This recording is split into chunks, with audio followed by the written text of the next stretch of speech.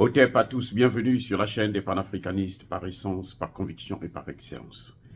Celle des citoyens qui est mise par nécessité et obligation de combat. Nous sommes une chaîne qui n'est guidée que par nos ancêtres et rien que par les ancêtres qui appartiennent à l'égrégore du monde noir. Par conséquent, nous ne croyons en aucun Dieu venu de l'étranger.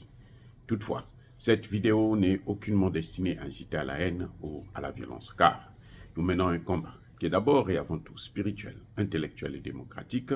Ensuite, il est politique, géopolitique et géostratégique. Contre l'impérialisme, le colonialisme, le néocolonialisme et l'endocolonat, qui sont tous qualifiés de crimes contre l'humanité. Nous menons ce combat sur la base du principe fondamental que nous avons hérité de nos ancêtres kémites, qui est celui de la Mahat, c'est-à-dire solidarité, vérité et justice.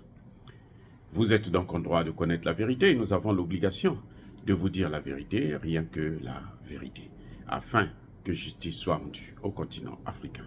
Et ça, c'est notre modeste contribution dans cette noble lutte en faveur de la souveraineté, la dignité, la solidarité et l'unité africaine. C'est exactement ça que nous appelons le panafricanisme. Bien-aimés frères et sœurs, il faut aller au secours, il faut soutenir le sénateur Moïse Jean-Charles. Va-t-il pouvoir sauver Haïti? En tout cas, il apportera une pierre angulaire nécessaire pour sauver Haïti de la main de ses prédateurs occidentaux, États-Unis, je cite, Canada et France. Ah oui, le sénateur Moïse Jean-Charles est le seul qui s'est opposé farouchement à ce que les États-Unis, le Canada, la France et leurs alliés puissent envoyer une autre mission militaire, une mission d'invasion de ce beau et vaste pays qu'on appelle Haïti. Je dis vaste par rapport à la grandeur, par rapport à la richesse culturelle. Ce n'est pas facile. Dans un pays où pratiquement l'essentiel des hommes politiques ne pensent qu'à leur visa, le visa des États-Unis, du Canada, de la France, et ce visa-là qui les oblige en échange à sacrifier une nation. Ce n'est pas facile de tenir tête à ça. On a voulu acheter le silence du sénateur Moïse Jean-Charles à hauteur de 2 500 000 dollars américains. Jusque-là, on n'a pas pu atteindre sa sensibilité. On n'a pas pu le faire plier. Eh oui, le sénateur se bat. Il est pratiquement seul contre tous. C'est lui qui fait face à Ariel Henry, qui est décidé à brader le pays. Les Occidentaux ont trouvé une très bonne formule. Une formule machiavélique, je dirais, mais une formule où ils envoient des chevals de Troie. Le Kenya, tous ces pays d'Afrique de l'Est, ces pays qui sont déjà, qui sont dans les mains, qui constituent le paillasson des États-Unis quand ils veulent rentrer en Afrique. Ce sont ces mêmes pays qui sont en train de diviser, d'œuvrer pour balkaniser le Congo démocratique. Ils sont en train d'utiliser tous les moyens nécessaires. Ces pays-là eux-mêmes ont été victimes des vaccins, des faux vaccins, des vaccins pour stériliser les enfants. Parce que le combat ne se passe pas seulement au niveau militaire, au niveau informationnel, mais il se passe aussi au niveau scientifique. Ces pays qui abritent des laboratoires biochimiques pour exterminer leur propre peuple. Vous savez que l'Afrique est devenue... Tous les laboratoires qu'on a découverts en Ukraine, on les a transférés en Afrique. Ils sont en Afrique. Dans des pays comme le Kenya, le Cameroun, le Rwanda et autres. Et ces pays-là, ce sont eux qu'on prend, on dit, bon, c'est un pays africain, ce sont des Noirs entre eux, donc ils vont accepter la mission. Monsieur Moïse Jean-Charles a tout compris. Si ils veulent qu'un pays africain vienne aider Haïti, alors laissez les Haïtiens négocier avec les Africains. Laissez les Haïtiens choisir le pays qu'ils veulent. Et nous savons aujourd'hui que sur la scène internationale, nous avons des pays qui ont une armée, qui peuvent régler le problème, qui peuvent soutenir Haïti. C'est le Mali, le Burkina Faso et le Niger. Le Mali vient de mettre à nu, vient de neutraliser les terroristes dans le nord du Mali, notamment à Kidal. Kidal a été récupéré. Kidal qui a été le bastion même. À Kidal, on a trouvé des Français, des Ukrainiens, des Américains, tous ils étaient là pour avaler le pays. Le Mali les a vaincus. S'il en veut un pays, on appelle le Mali, il va venir faire le travail. Mais pourquoi ils ne veulent pas? Pourquoi ils choisissent le Kenya qui n'a aucune expérience dans ce domaine? Aucune. Le Kenya n'a rien prouvé jusqu'à aujourd'hui dans le monde entier. En tout cas en Afrique.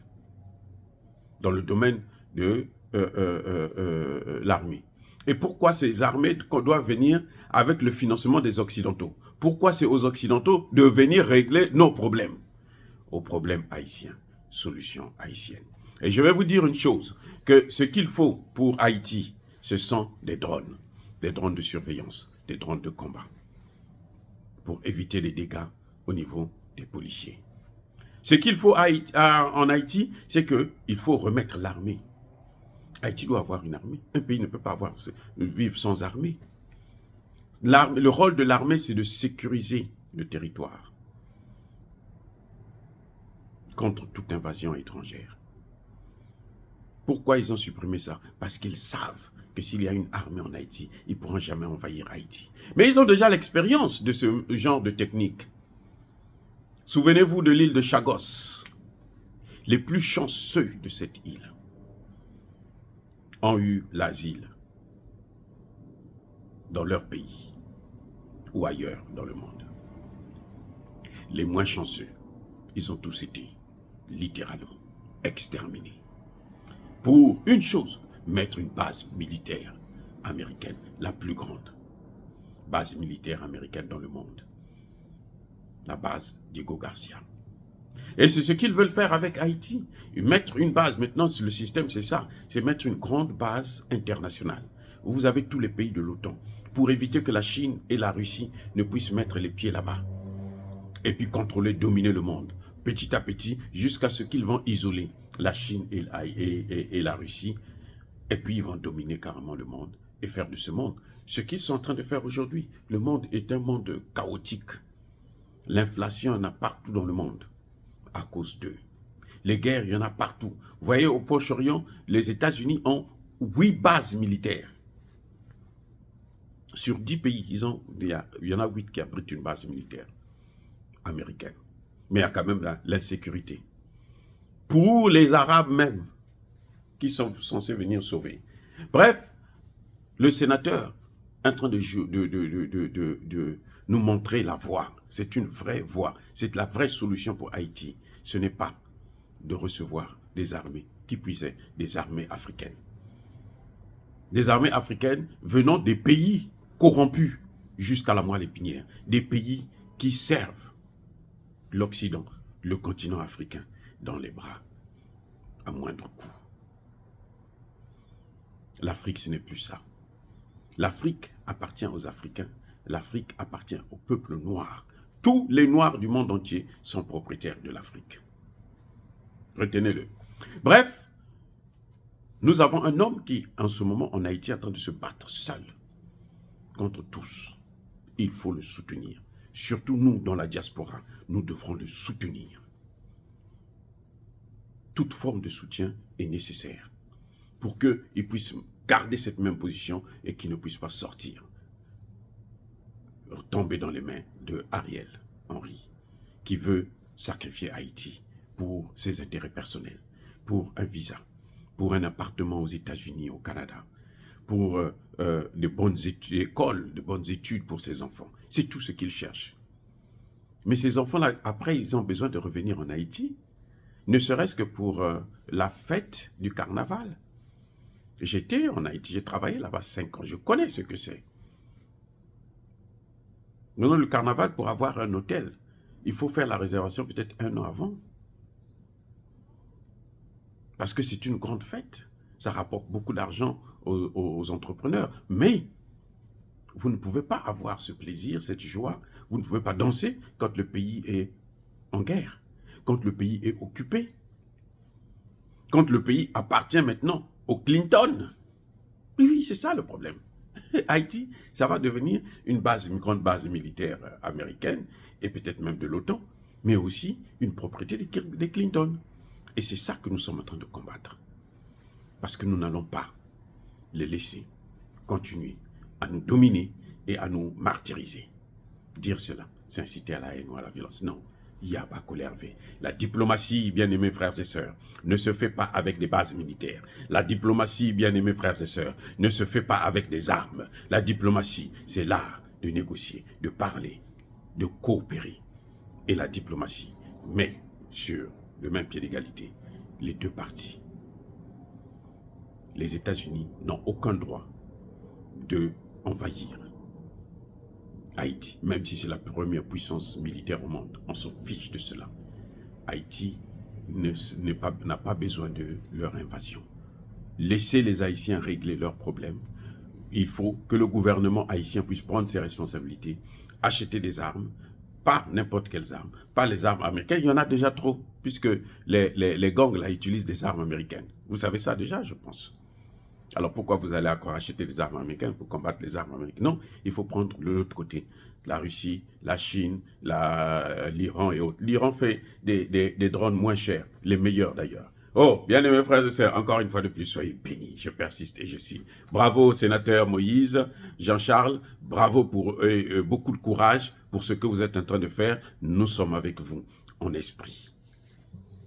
Ah oui, parce que nous sommes là, nos ancêtres, les Kémites, veille toujours sur nous. Encore une fois, soyez abondamment bénis par le Dieu des Kémites et par nos ancêtres angélisés. Mais que tous ceux qui persécutent l'Afrique le pillent et le déstabilisent, ainsi que tous ceux qui persécutent le monde noir, que ce soit dans les Caraïbes, en Haïti et partout ailleurs dans le monde, qu'ils soient punis, maudits, foudroyés, neutralisés, écrasés, effacés par ce Dieu des Kémites et par nos ancêtres angélisés.